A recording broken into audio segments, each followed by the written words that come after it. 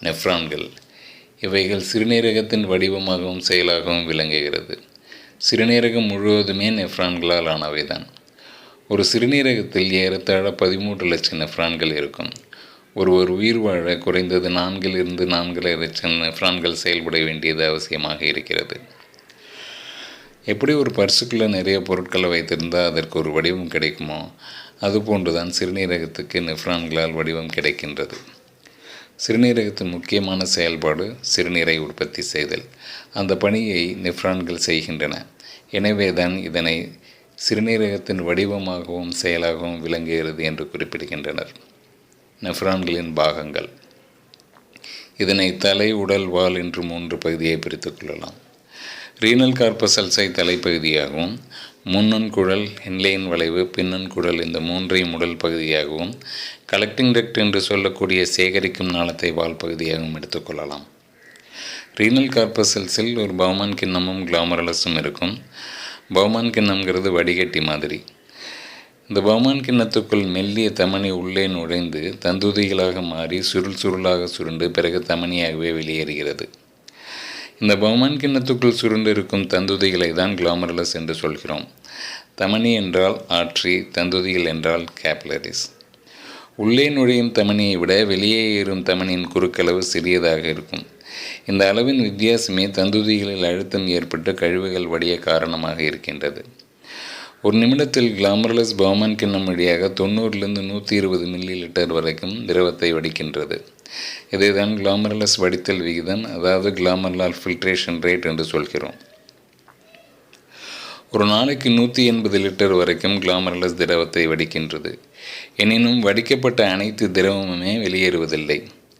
முன்னன்குழல், பின்னன்குழல்களால் மீண்டும் உறிஞ்சப்பட்டு ஒரு நாளைக்கு சராசரியாக 800 ml-லிருந்து 2 லிட்டர் மட்டுமே சிறுநீர் வெளியேறுகிறது. இந்த அளவு தண்ணீர் அதிகமாக பருகும் பொழுதும் சிறுநீரக கோளாறு உள்ள போதும் மாறுபடும். பவுமான் கிண்ணத்திலிருந்து வடிந்த திரவம் முன்னன்குழலுக்கு செல்கிறது. இதை ஏன் திரவம் என்று குறிப்பிடுகிறேன் என்றால், இதில் கழிவுகள் மட்டுமல்லாமல் நம் உடலுக்கு அத்தியாவசியமாக தேவைப்படும் பொருட்களான குளுக்கோஸ், அமினோ அமிலங்கள், வைட்டமின்கள், தாது பொருட்கள் போன்ற பொருட்களும் இருக்கும். இவைகளை முன்னன்குழல் மீண்டும் உறிஞ்சி இரத்தத்தில் சேர்த்து விடுகிறது. தேவையான அளவுக்கு தண்ணீரையும் யூரியா, யூரிக் அமிலம் போன்ற பொருட்களை சிறிதளவு மட்டும், கிரியாட்டினை முற்றிலும் உறிஞ்சாமல் விட்டுவிடுகிறது. பிறகு இந்த திரவம் முன்னன்குழலிலிருந்து ஹென்லேயின் வளைவு வழியாக பின்னன்குழலுக்கு செல்கிறது. இந்த குழல்களுக்கு தேவையான பொருட்களை மீண்டும் உறிஞ்சிக்கக்கூடிய திறனும் உண்டு. அதே சமயத்தில் இரத்தத்தில் அளவுக்கு அதிகமாக இருக்கும் வேதிப்பொருட்களை குழல்களுக்குள் சுரந்து திரவத்தோடு கலந்து வெளியேற்றக்கூடிய திறனும் உண்டு. பிறகு இந்த திரவம் பின்னன்குழலிலிருந்து சேகரிக்கும் நாளத்தை சென்றடைகிறது. முன்பு சிறுநீரகத்தை பற்றி கூறும்போது குறிப்பிட்டது போல, சேகரிக்கும் நாளத்திலிருந்து சிறுநீராக வெளியேறி சிறுநீரகத்தில் உள்ள பிரமிடுகளில் வடியும். பிறகு அங்கிருந்து சைனஸ் வழியாக சிறு சிறு கேலக்ஸிகளுக்கு செல்லும். பிறகு சிறிய கேலக்ஸிலிருந்து பெரிய கேலக்ஸ், பெரிய கேலக்ஸிலிருந்து சிறுநீரக பெல்விஸ், சிறுநீரக பெல்விஸிலிருந்து யூரிட்டர் வழியாக சிறுநீர் பையை சென்றடையும். அங்கிருந்து யூரித்ரா வழியாக சிறுநீர் வெளியேறும். நெஃப்ரான்கள் சிறுநீரை உற்பத்தி செய்வது மட்டுமல்லாமல் இரத்த அழுத்தத்தை சீராக வைத்திருக்கவும் இரத்தத்தின் கார அமிலத்தன்மையை சமநிலையில் வைத்திருக்கவும் உதவி புரிகின்றன.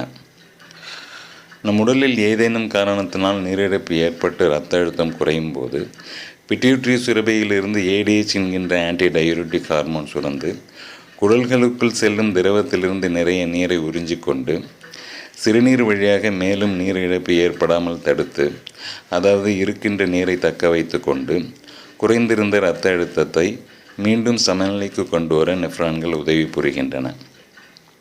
குறிப்பு: இரத்தத்தில் தண்ணீரின் அளவு அதிகரித்தாலும் உப்பின் அளவு அதிகரித்தாலும் இரத்த அழுத்தம் கூடும். இவைகள் குறைந்தால் இரத்த அழுத்தம் குறையும்.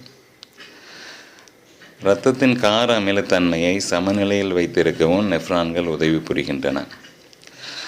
இரத்தத்தின் pH அளவு சாதாரணமாக 7.4 இருக்கும். அதாவது சற்று காரத்தன்மையுடன் இருக்கும். நம் உடலில் ஹைட்ரஜன் அயன் அளவுக்கு அதிகமாக இருந்தால் இரத்தத்தின் pH அளவு 7ற்கு குறைவாக இருக்கும். அவ்வாறு இருந்தால் இரத்தம் அமிலத்தன்மையுடன் இருக்கிறது என்று பொருள்.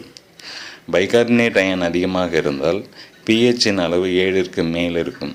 அவ்வாறு இருந்தால் இரத்தம் காரத்தன்மையுடன் இருக்கிறது என்று பொருள்.